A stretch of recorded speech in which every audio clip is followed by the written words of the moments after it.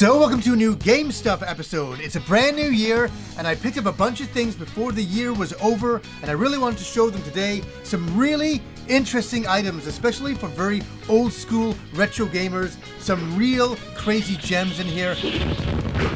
And I'll ask you guys, what have you picked up lately? What did you get for Christmas in the way of new game stuff? Did you get some brand new video games, some old video games, some merch, some figures? Let me know down below.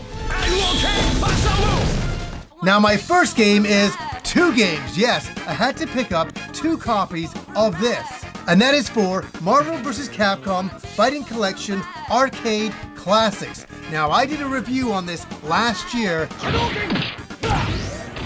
and I was completely blown away because they included all of my favorite arcade games that I grew up with.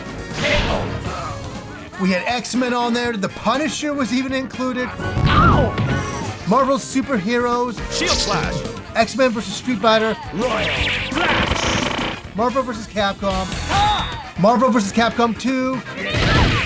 Marvel Superheroes vs. Street Fighter. Yes, there was a lot in here, and I gotta tell you, whenever a company sends me a review code, and it's a game that I like, I always buy the physical copies of the game. I like this game so much that I bought it twice. I had to get it on the Nintendo Switch and on the PS4. Have you guys played it? Did you pick up the collection? What did you think? Let me know down below. Optic Flash. And speaking of getting review codes and buying the game myself, here we go again. I had to pick up the Switch version and the PS5 version for Fantasian Neo Dimension. Now this is something I really want to talk about here because I did a first thoughts on it at the end of 2024, and I was playing it and I was really loving it. You're done. And then the camera went off, and guess what? I still continued to play it and get all the way through the game. I was completely blown away by the game. Yes, it's very, very simple, and I think that's why I liked it so much. It's a return to the old school RPG, along with beautiful graphics that are made from handmade little models that they scanned in. There's only a few things in this game that do bother me, though. There is a couple that do bother me. Danger, danger. When you're going from one angle to another, it can be very disorienting, control-wise. So you're going this way, and the camera swings this way, but you're still kind of pushing your stick this way. You're like, what? So you have to kind of reconfigure. That was really messing me up all throughout the game. But I love the soundtrack. I love the story of Leo trying to figure out who he is, and that's what the entire story is about. It's trying to figure out who you are, how you fit into this world. I've lost my memory. And who your father was and mother was and where you kind of came from. And it's fascinating, and I gotta give Mistwalker and Sakaguchi a little clap here, because what we got at the end of 2024 was a little gem of a game that originally came out on Apple Arcade in 2021. We got a console version. Night! And it really lived up to the hype. Have you guys played this game? Did you pick it up or did you pass on it? Let me know as well down below. Eat this.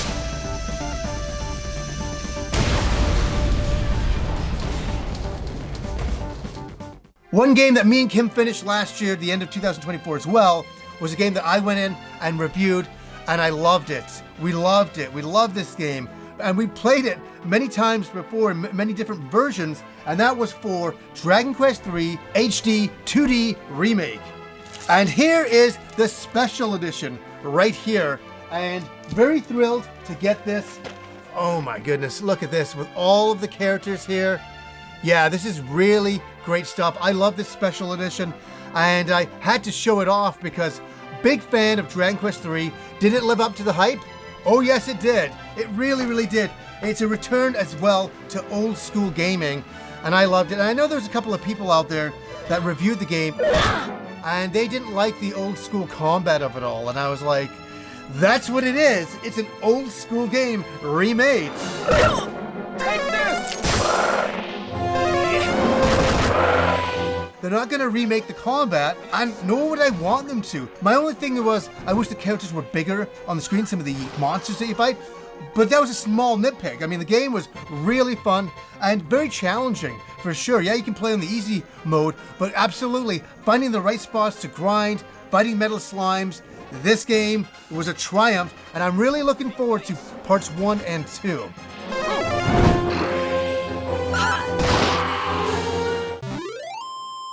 Now, I've talked about the Polymega on this channel, and it's kind of revitalized me as a collector in a way. I've kind of gotten every single video game that I've ever really wanted to have, or have I? The Polymega has opened up some doors that I didn't think that it would. One of them was for the Neo Geo.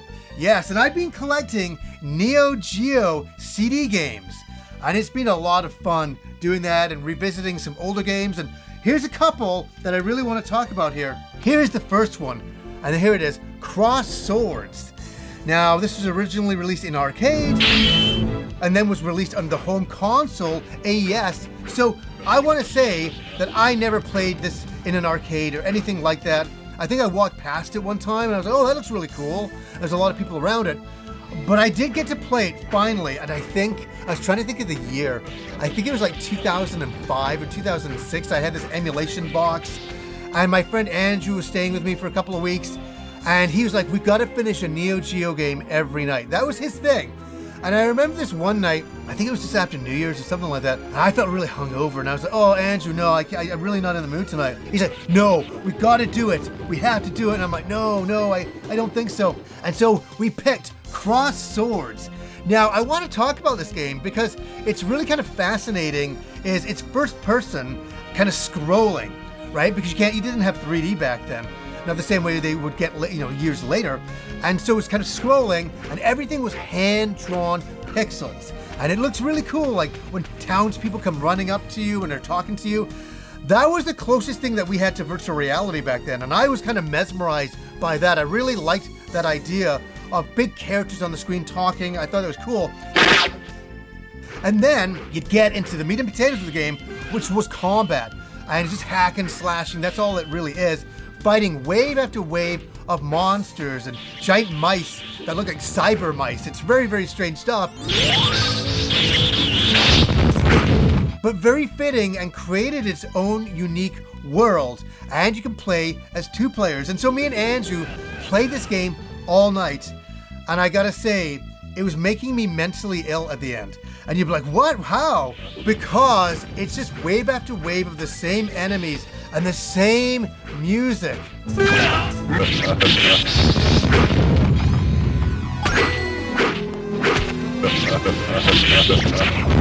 It's that track over and over, that same level music over and over again. And you're like, oh my God, I can't take any more.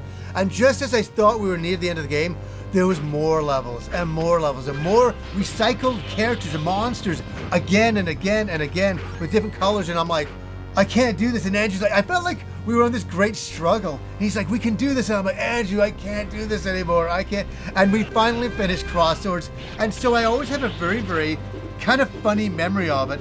And the game, yes, after so much time for me, has become nostalgic. And it's kind of cool to revisit it again on the Neo Geo CD on the Polymega and have the physical copy of the game. Even if it's the Japanese version, it's still in English.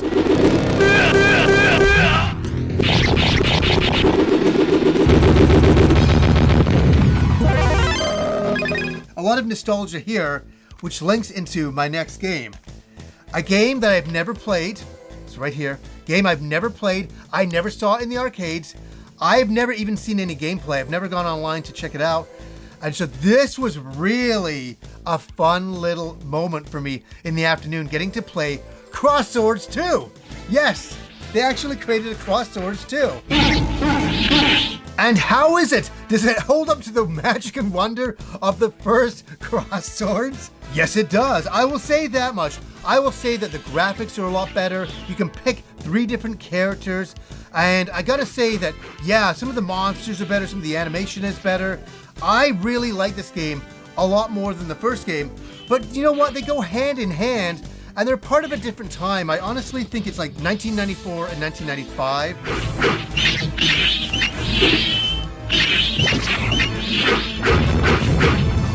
Yeah, this is such a cool time period with the Neo Geo. And you'll see me talk about the Neo Geo a bunch on the channel because it was a magical time for me. I was a younger guy at that time. And some of these games I got to only experience, a few years later. And they still, to be honest, look at these graphics. They still hold up.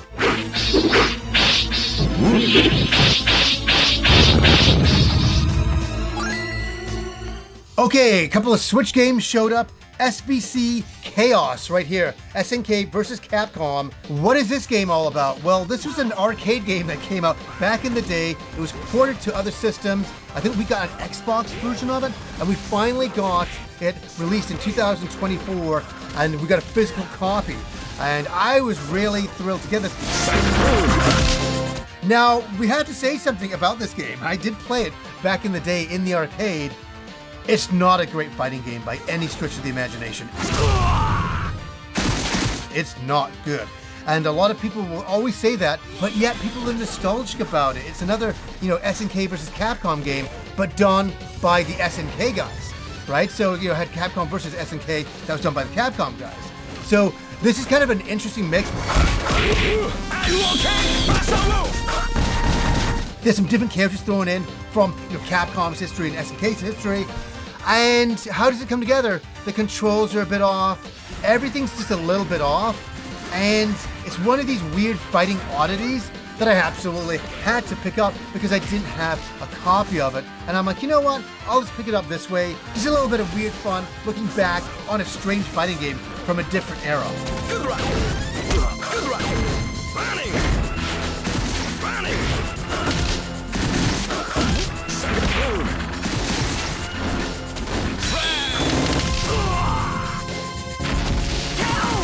Good job. Now, I saw a deal on this on a website that was selling some more limited run games. It's weird with limited run. They always say they're limited run, and then you find them on other websites and other, video game companies that are selling them. And so I picked this up, and I don't know what to think about this game. It's called Plumbers Don't Wear Ties, the definitive edition right here with a weird anime cover thrown onto it because this is a game from back in the day I think it was released on the 3DO. Not a great game, but a product of a different time where they used still photos to tell a story. And a lot of people will say, wow, that was incredible at the time. It was, to see real characters on your screen instead of pixelated characters was a really big deal. What are you wearing today? My birthday suit. Very funny. I want you to wear that nice tie I bought for you. And I bought this for the history and not for it being a great game. Get out of here, that sucks. What did you say? Now, I was a big lover of this game on the PS1. I had a copy of it. I didn't have an official copy. And they finally re-released it with another special edition, and that is for Tomba right here. And this is kind of a wacky, over-the-top action game. And I just thought it was a lot of fun back in the day, blasting through the levels. Yeah, running around in a very, really strange world, but really nice graphics and really pastel-y. And I really love the gameplay in this one. And it's been a long time since I played it. And I'm like, what did I like about this game? I was thinking about it before I came in here. I love the gameplay. And so I'm looking forward to kind of cracking this open and jumping back into the world of Tomba.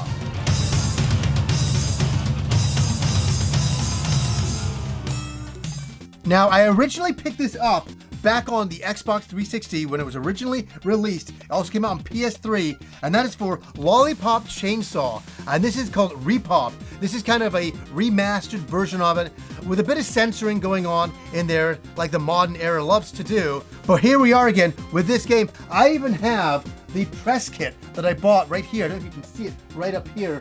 And it was written by James Gunn. And this is signed by James Gunn, which is pretty cool.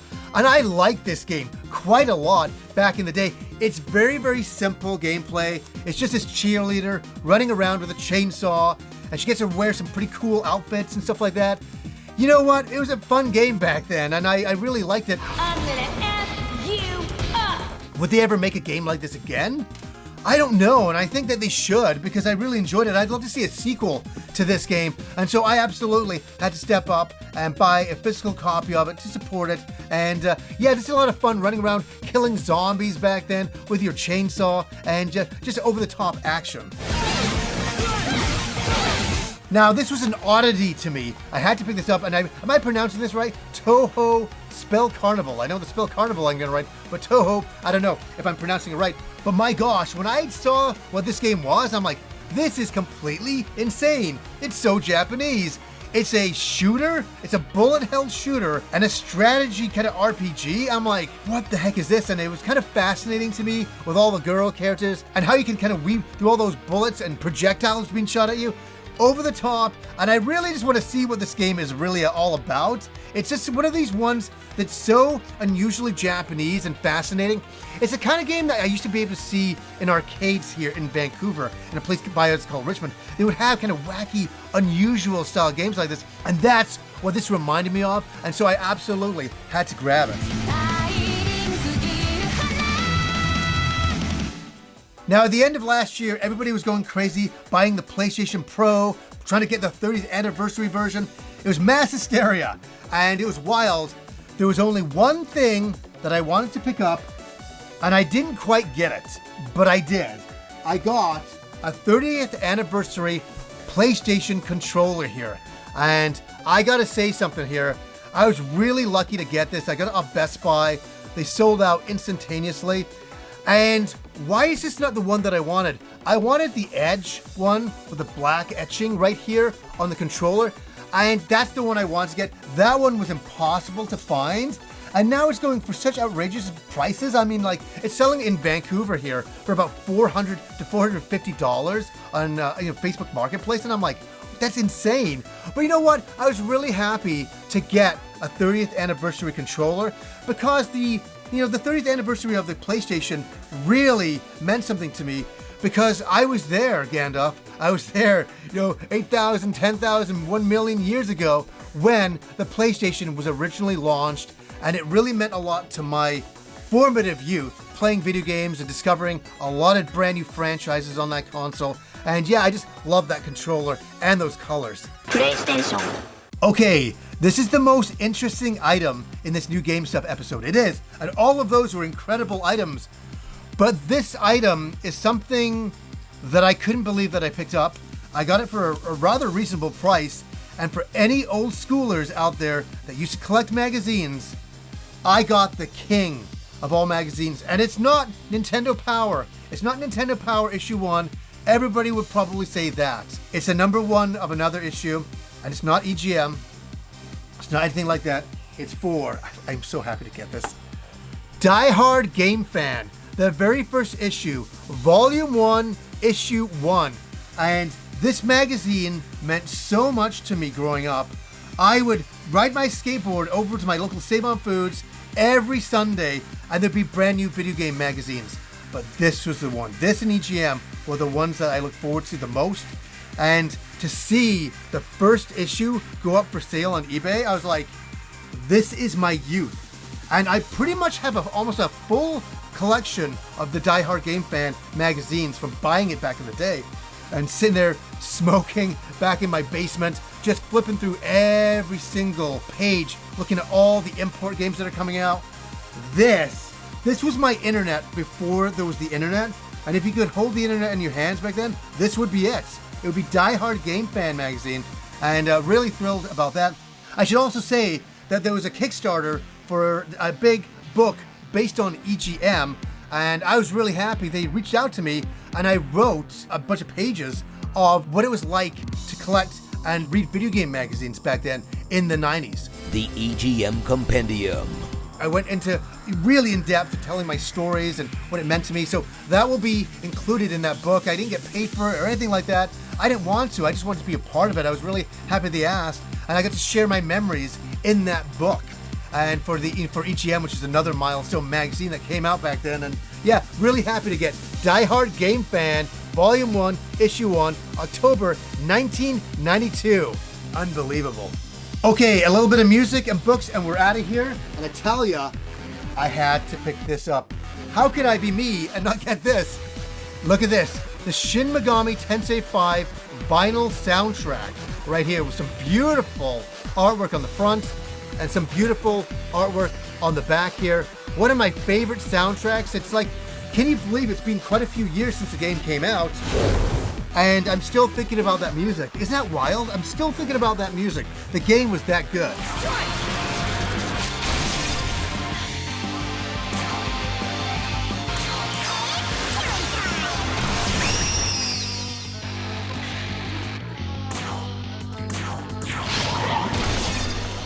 And for Christmas last year, the end of the year, me and my friend Andrew always buy each other Christmas gifts. And we just send them to each other. We don't film anything because he's in California, I'm up here, but we always send each other stuff. And for Christmas, I sent him the gift that keeps on giving. I sent him Dragon Quest 3, HD 2D, the remake. I sent him that, so that's what he got for Christmas for me, because it's such a great game, and I know he loved the Dragon Warrior games, Dragon Quest games, when we both grew up. See ya! And so, this is what he sent for me, and I couldn't believe it. This was so cool.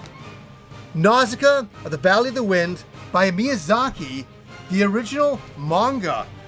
And it comes in 2 volumes here. And Andrew knows me so well. I don't know when he heard me talk about it. I've been talking about these. I'm like, oh, I should get those. I've been talking about them for like 20 years that I need to pick these up. Comes with a poster as well. I gotta say, this is such a beautiful manga. Yes, I love the movie, but I've always wanted to read the manga because it's so much more in depth. And there's so much more history going on here. And I'm not going to get into the whole storyline of it or anything like that. But, it's one of these things as a formative artist that I've always kind of been. I always look to this. And this really blew my mind. And it kind of links me to one other item that I picked up right here. Miyazaki Daydream Notes. Yes, this is a Miyazaki book from back in the day. And I love his little caricature there. This is a beautiful book. I just love his work. I mean, stands out to me as being one of the greatest artists, imagination connoisseurs, using Robert Meyer Burnett's terminology for that. His imagination knows no bounds. He's retired and he keeps on making movies. He's unbelievable. But this is a beautiful book looking, at all the stuff that he loves to draw. He loves drawing World War II stuff and World War I stuff and making up his own alternate versions of that. And that's what this book is all about. And it's all his drawings and his colorings, and it's just amazing looking at these. To him, I swear to God, are just doodles. And for people like me and you, we're looking at them like, this is insanity. It's just crazy the level of talent that he was born with. And I do believe you can practice and practice and practice, but you either have the art gift or you don't. And he has it in a way that not many people do.